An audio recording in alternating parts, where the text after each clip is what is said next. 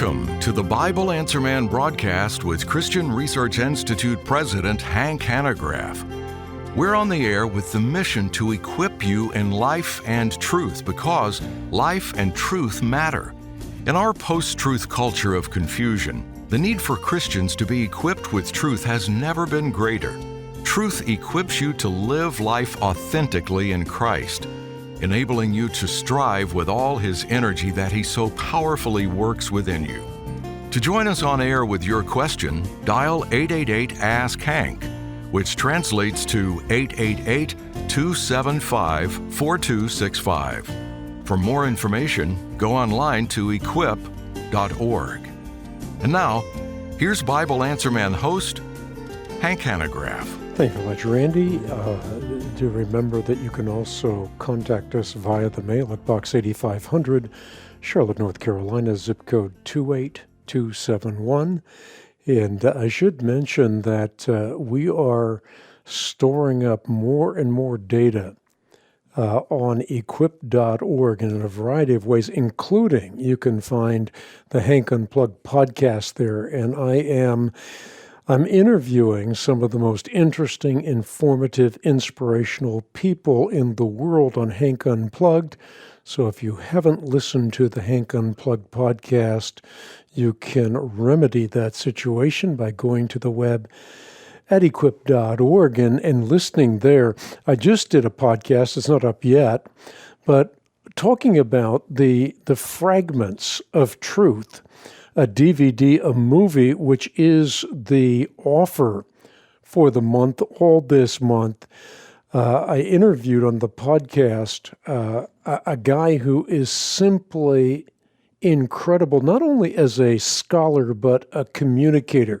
His name is Dr. Craig Evans. He is featured in Fragments of Truth. Of course, the question that's being addressed is, can you trust the Bible? And if there is a more important question to ask than that, I am wholly unaware of it. For if the Bible is not trustworthy, Christianity would have no more authority for faith and practice than do Islam or Mormonism or a host of other misguided movements. Well, it's one thing to say you can trust the Bible. Of course, it's another thing to prove it. And I think it's so important for each one of us to be able to communicate at least three things. The first is that the Bible has stronger manuscript support than any other work of classical history. And that includes Homer and Plato and Aristotle and Caesar, Tacitus, of course, the great Roman historian. Equally amazing is the fact that the Bible has been virtually unaltered since the original writing. And this is attested by scholars who have compared the earliest extant manuscripts with manuscripts dated centuries later. The wisdom of God is also evident by the way He protected the biblical text from tampering. By the time ecclesiastical power was centralized, the biblical manuscripts were long since copied, they were distributed, and they were buried in the sands of time. Nearly 6,000 New Testament Greek manuscripts have now been uncovered. And not only is there a relatively short time interval between the earliest papyrus and parchment copies of the New Testament and their autographs or their original writings, but there is also less than a generation between those autographs and the events they chronicle. So the quality and the quantity of manuscripts assure us that the message, that the intent of the original autographs have been passed on to our generation without compromise.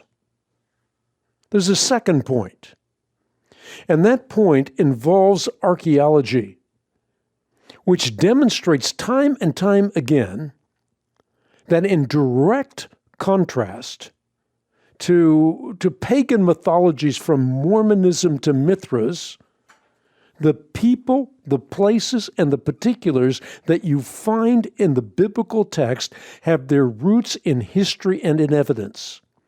And of course, one of the best known examples concerns the books written by Dr. Luke, the books of Luke and Acts.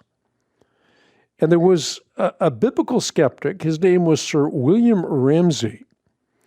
And by the way, he was trained as an archaeologist. He set out to disprove, using his discipline, to disprove the historical reliability of this portion of the Bible. But as a result of his painstaking archaeological trips to the Mediterranean, he became a convert as one after another. The historical allusions of Dr. Luke proved accurate.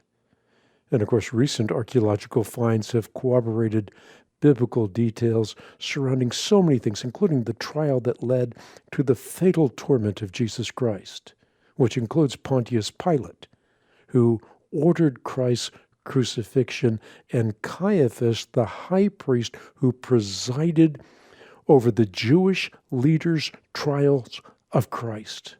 And so it's very telling that today's secular scholars are revising their biblical criticisms in light of solid archaeological and historical evidence.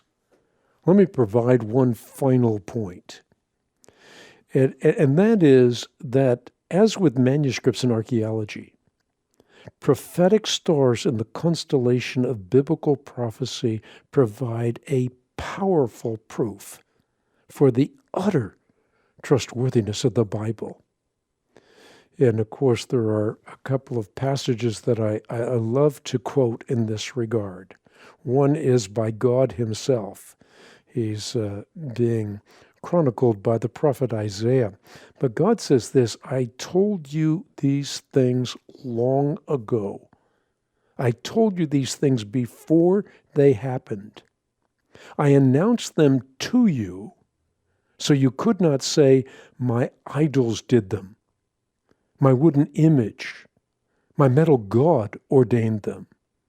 Or, God in flesh says something very similar in John chapter 14, where Jesus says, "I have told you before it happens, so that when it happens, you may believe."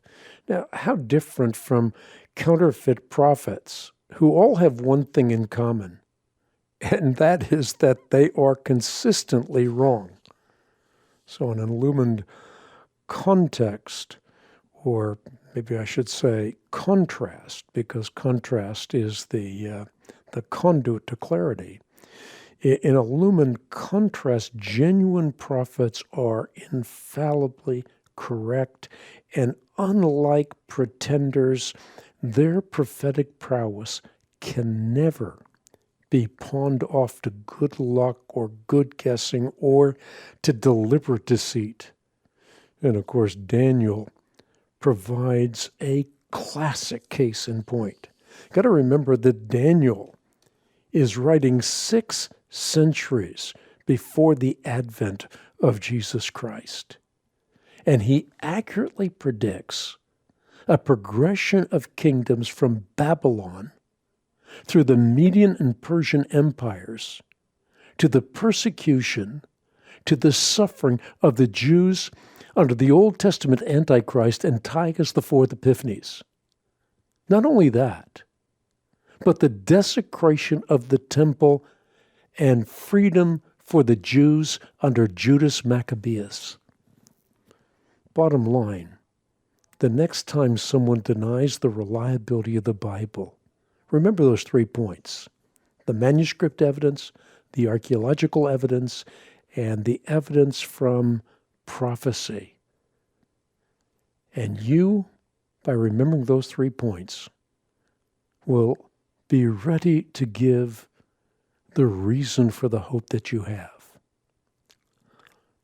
This is a way of charting a secure course through the turnpikes of skepticism and a way to demonstrate conclusively that the Bible is divine rather than merely human in origin, that the Bible is completely trustworthy. And again, this is such an important question that all this month we have available for those who support the ministry of the Christian Research Institute, the Bible Answer Man broadcast, the Hank Unplugged podcast, and our 24/7 outreaches around the world. We have available for those who support this ministry, Fragments of Truth. And it answers the question that I just posed. Can we trust the Bible? It is absolutely not only astounding, but groundbreaking as well. Check it out on the web at equip.org. We're going to be back in just a few moments with answers to your questions right here on the Bible Answer Man broadcast. Remember the number to dial, 888-ASK-HANK. How good are the manuscripts on which the New Testament is based? Some skeptics of the Bible claim that the text has been deliberately changed.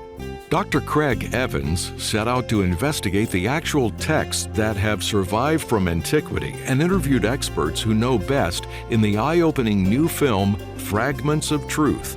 To receive the DVD Fragments of Truth, Ancient Documents, New Discoveries, simply call 888-7000-CRI. and make a gift in support of the life-changing work of the Christian Research Institute. Call 888-7000-CRI or visit equip.org. Don't go anywhere. We're coming right back with more answers from the Bible Answer Man.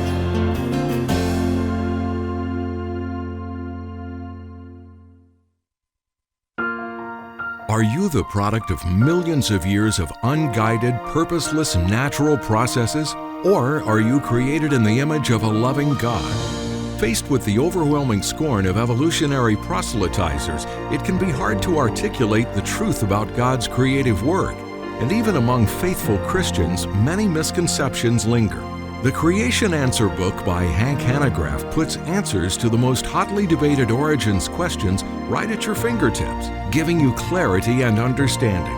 Learn to articulate the truth about our origins clearly and compassionately when you request your copy of the Creation Answer book, or listen to Hank's insightful answers with the unabridged audiobook version on CD. Receive your copy of the Creation Answer book or the audiobook on CD from the Christian Research Institute when you call 888-7000-CRI or go online to equip.org. Can we trust the Bible? The Christian faith is firmly rooted in the teachings of the New Testament, but can we really trust the Bible? Skeptics will tell you that the authenticity of the Bible cannot be trusted, arguing that the gospel manuscripts have been doctored to push a theological agenda.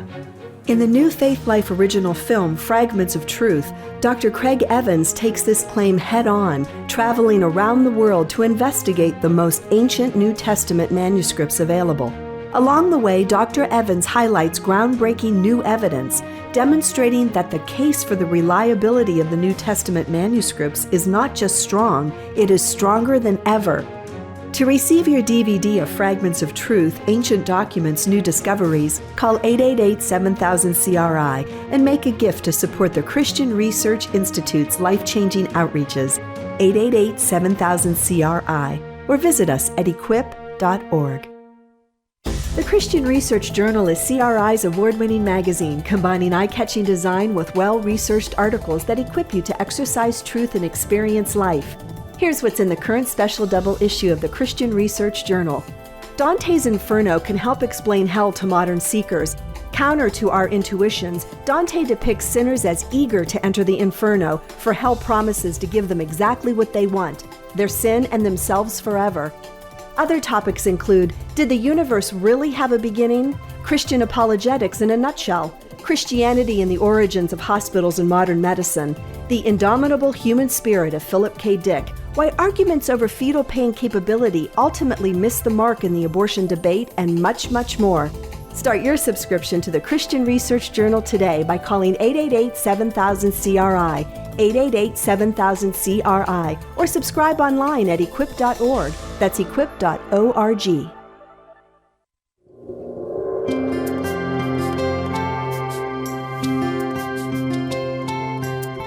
Once again, here is Hank Hanegraaff. Thank you very much, Randy. And let's go to the phone lines. The number to dial, 888-ASK-HANK, numerically 888-275-4265. First up, Christina in California. Hi, Christina. Hi there, Hank. How are you? Yes, I'm good. How are you? I'm doing great today. Good. I'm so glad to hear that. So my question to you today is, what is the best premise to start dialogue that is productive and constructive with our Hindu friends?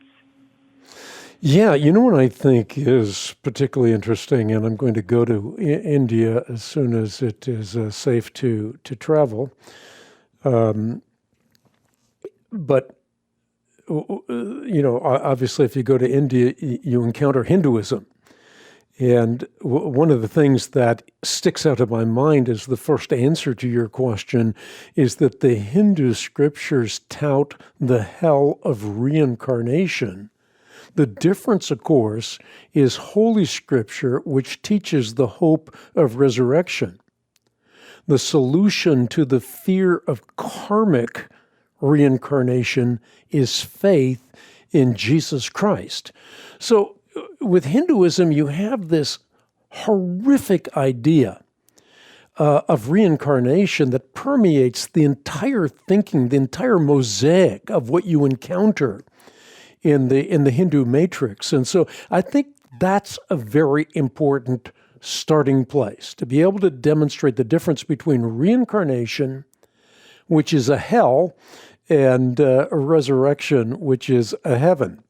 But in terms of what Hindus believe, they suppose that ultimate reality, or what they call Brahman, that is the impersonal oneness that transcends every single distinction, and that includes personal and propositional distinctions. So in their view, all of reality is a continuum or a simplified a whole. Secondly, I would say that humans in concert with the rest of the universe in the Hindu worldview are a continuous extension of Brahman. And thirdly, the Hindu scriptures, the Vedas and the Upanishads, they teach that the goal of humanity is liberation from this thing I was talking about earlier, from this endless cycle of death and reincarnation. And liberation is attained when you realize that your individual self is an illusion, that all is one.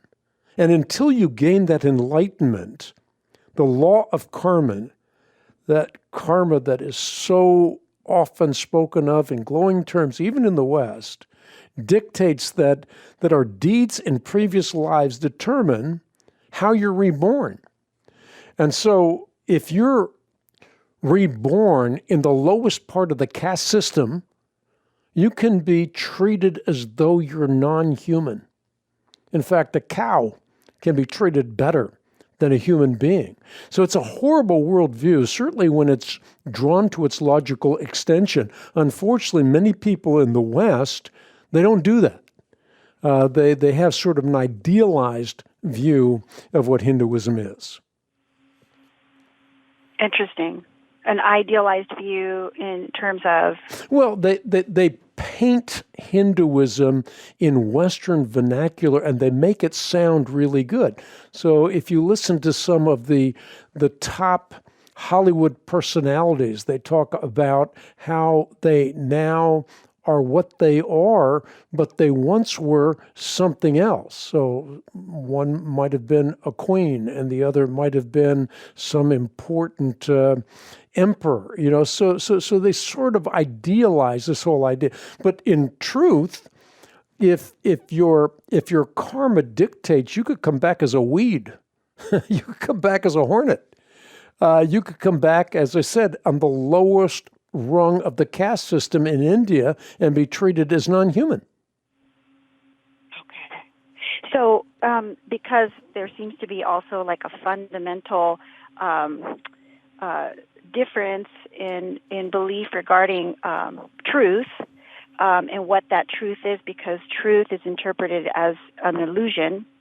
Is it best then to just begin discussions by doing groundwork with relativism and absolutism, and why truth is actually there is an actual interpretation that is absolute for truth? Because well, I think it depends on just an illusion. Yeah, that's absolutely right. But it depends on the sophistication of the person that you're talking to, and whether they're someone that is a Hindu guru or someone that is a garden variety Hindu in America. Because you have to remember that just as in Christianity, a lot of people who embrace a particular religious system oftentimes do not understand the tenets of that religious system. But with respect to Hinduism, starting with what I talked about at the very outset in answering your question, starting with the distinction between resurrection and reincarnation, I think makes the most sense. Because ultimately the answer for the Christian is the life, death, and resurrection of Jesus Christ. So you're not going to be reincarnated in another body. You're going to be resurrected in this body, immortal, imperishable, incorruptible. Mm-hmm. And I know that there's claims, they make claims that other master teachers, quote unquote, have also achieved miracles, but I guess what I'm saying is that, even if you attest to the historical fact of Jesus' resurrection, that they seem to think that there still is, it's not any different than these other... Oh, but it is. I mean, Jesus Christ does not stand in a line of peers with Hindu gurus. Jesus Christ rose from the dead, and that is the capstone and the arch of Christianity. And it is not something that you just say, but it's something that can be demonstrated. Jesus suffered fatal torment. The tomb was empty. Jesus appeared and gave compelling proofs that he had indeed risen from the dead. And as a result, the disciples were utterly transformed from those who were fearful to those who became lions of the faith, willing to die for the notion that Jesus Christ is in fact God and had the power to lay down his life and take it up again. So I think that's why, once again, I think to communicate the truth of Christianity in contrast to the deception of Hinduism is always very powerful. I mentioned this at the beginning of the broadcast in another context, but it bears repeating here, that contrast is always the conduit to clarity, contrasting the Hindu worldview with the Christian worldview. The other thing, though, that I think is really important in this discussion is that when you're talking about cults or world religions, it's difficult for us as Christians to be well-versed in every one of them. And that's why I always recommend that you become so familiar with the genuine article that when a counterfeit looms on the horizon, you can spot it instantaneously. So it's not so much becoming familiar with every one of the deviations of every one of the cults and world religions, but it's becoming intimately acquainted with the truth. And therefore, the counterfeit becomes obvious by comparison. Well, the truth of resurrection demonstrates the absolute counterfeit nature of Hinduism and its chief tenet, reincarnation and karma. Mm-hmm. Okay. Got to leave it at that. I'm almost out of time for this edition of the Bible Answer Man broadcast.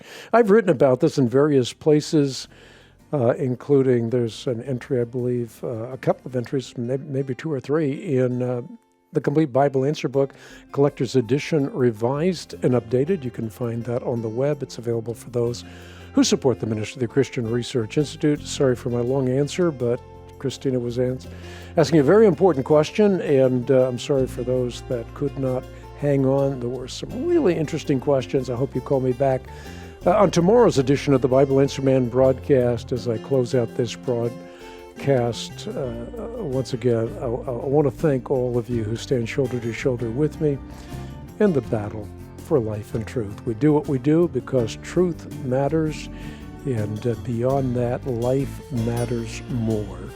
Sometime or other, I'm going to give you a further explanation of exactly why I say that. But we're out of here for today. Thanks for tuning in. Skeptics such as Bart Ehrman claim that the New Testament manuscripts were modified to misrepresent the meaning of the message of our Messiah. Dr. Craig Evans takes this claim head-on in his new film, Fragments of Truth, traveling the globe to track down the most ancient New Testament manuscripts.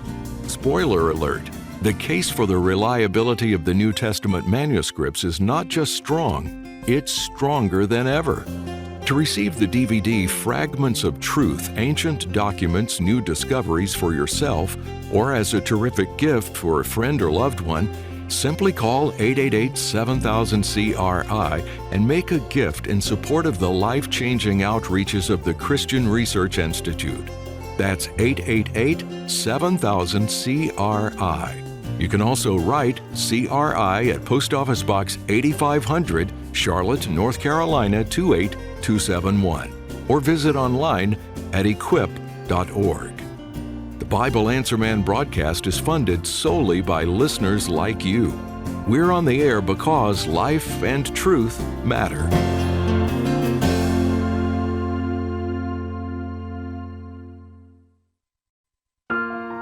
Are you the product of millions of years of unguided, purposeless, natural processes? Or are you created in the image of a loving God? Faced with the overwhelming scorn of evolutionary proselytizers, it can be hard to articulate the truth about God's creative work. And even among faithful Christians, many misconceptions linger. The Creation Answer book by Hank Hanegraaff puts answers to the most hotly debated origins questions right at your fingertips, giving you clarity and understanding. Learn to articulate the truth about our origins clearly and compassionately when you request your copy of the Creation Answer book, or listen to Hank's insightful answers with the unabridged audiobook version on CD. Receive your copy of the Creation Answer book or the audiobook on CD from the Christian Research Institute when you call 888-7000-CRI or go online to equip.org.